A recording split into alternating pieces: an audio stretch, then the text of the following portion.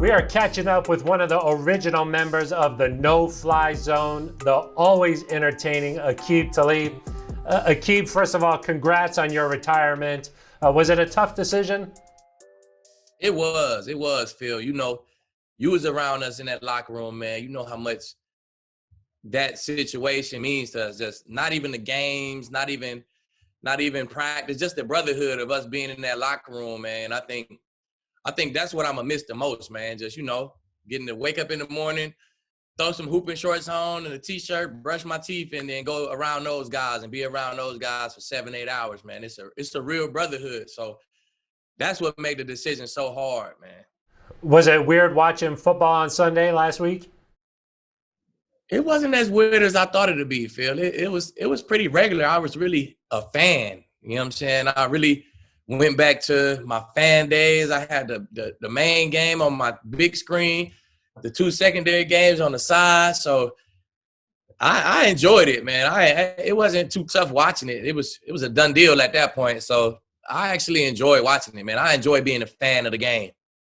I know you said you got a call from Bill Belichick, but you felt maybe like your competitive drive wasn't where it should be. I was surprised to hear that, man. Knowing you, I was surprised to hear that. Knowing me, right, Phil? That's what I say. So, you know, I stand on that. That's the reason. That's the reason I played in the NFL. I think that's what got me there. Is he's so competitive. He hates to lose in cards, PlayStation, or whatever. You know what I'm saying? So once that drive and it was just that edge wasn't there no more. I could kind of feel it. I just, you know what I'm saying? The day I told myself, the day I feel like that, that's when I'm gonna stop playing. How many years you want to play, Keith? I don't know. Till I feel it. Till I feel like I don't feel like competing like that no more. So that's what it was mainly. That's what it was. So it is what it is. I knew after a loss, hey, stay away from Aqib. That I don't want to talk to him. I'm telling you.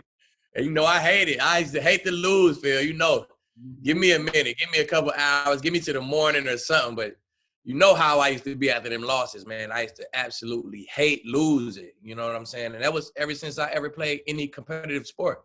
So, man, once I didn't have that drive and that I lose a play and then I wasn't just furious, I'm like, I don't even know. I don't want that leave to be out there, man. I want one leave to go out there. I don't even want to put that on tape. You know what I'm saying? So, you know, I thought it was the right time, right thing to do. Well, good thing here in Denver, you did more winning than losing. What are some of your favorite memories of your time here in Denver? Man, definitely Super Bowl 50.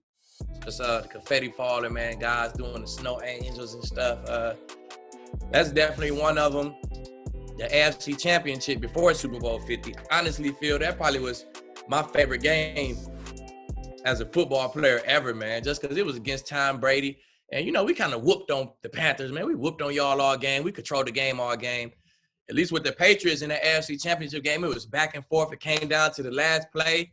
I was able to get the breakup for the 2-point conversion. So I was involved, had something to do with the win, the play on Gronk. You know what I'm saying? I just was involved in it. And it was a super good game, came all the way down to the wire. So that was one of them, man.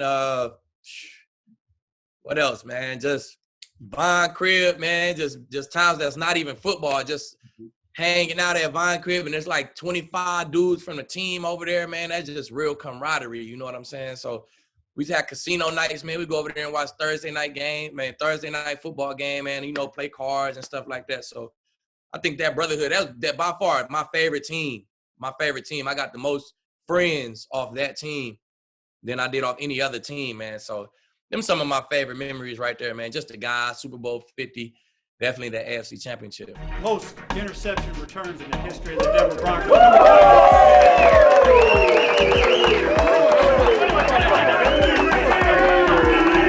You feel like when a team wins a Super Bowl like that, the team camaraderie, you stay together forever. I mean, you guys will have that win forever.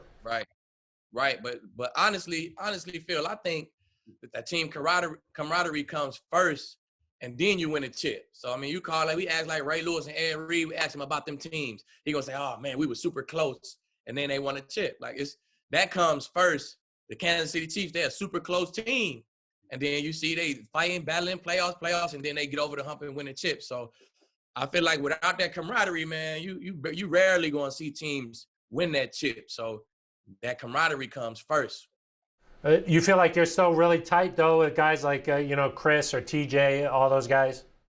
Definitely, man. Definitely. I talk to TJ all the time, Chris all the time, Vaughn all the time, Stu all the time, Roby all the time. You know, Roby is getting into that. He the veteran in the room now. So he called me and he said, "Lead, man, what you did? How you lead us like that, bro?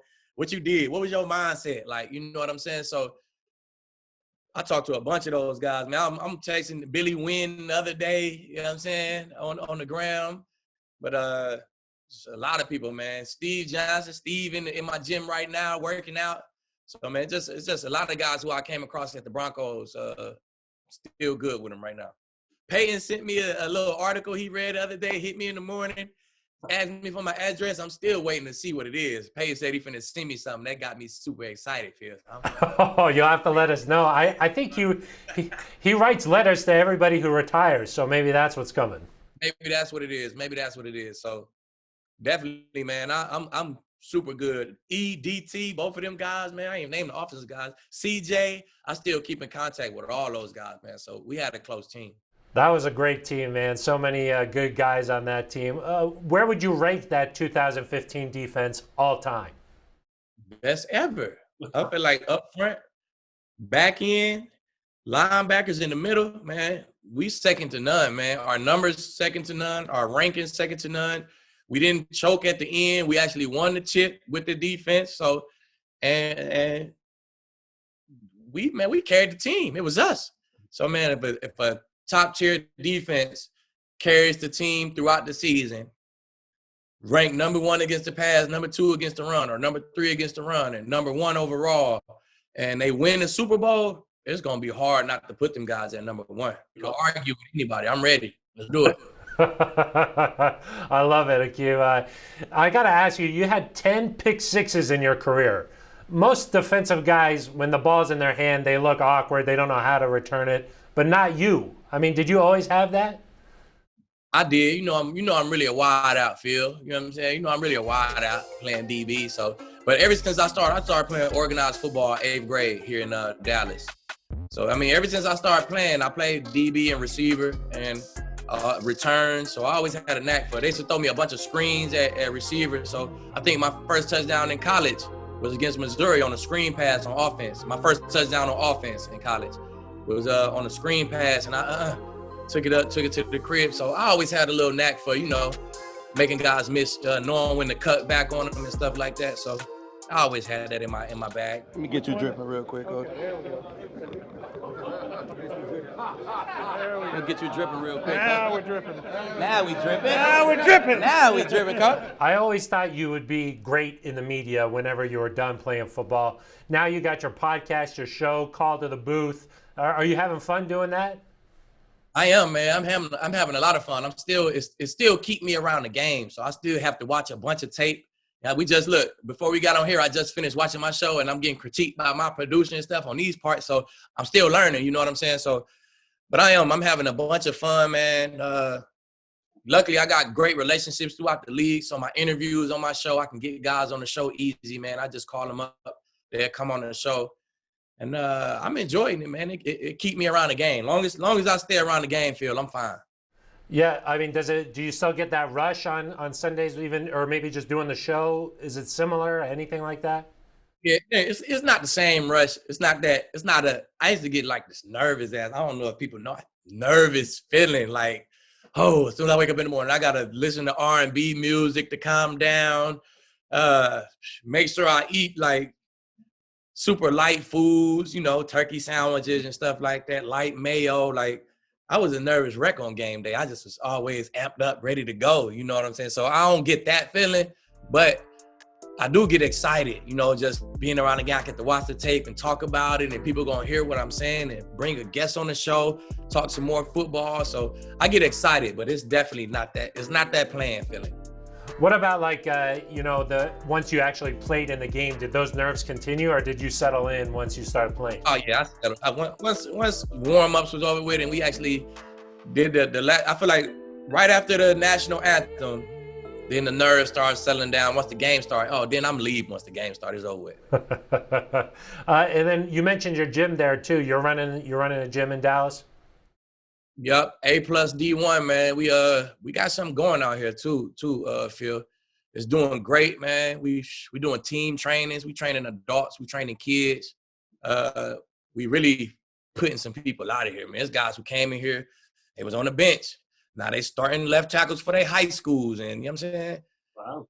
My son grew up in here. Now I know it's in his genes, but he got in this gym and he looking like a monster right now on that field, Phil. So telling you, I know the gym had to have something to do with it, man. He's just a little advanced than the other kids.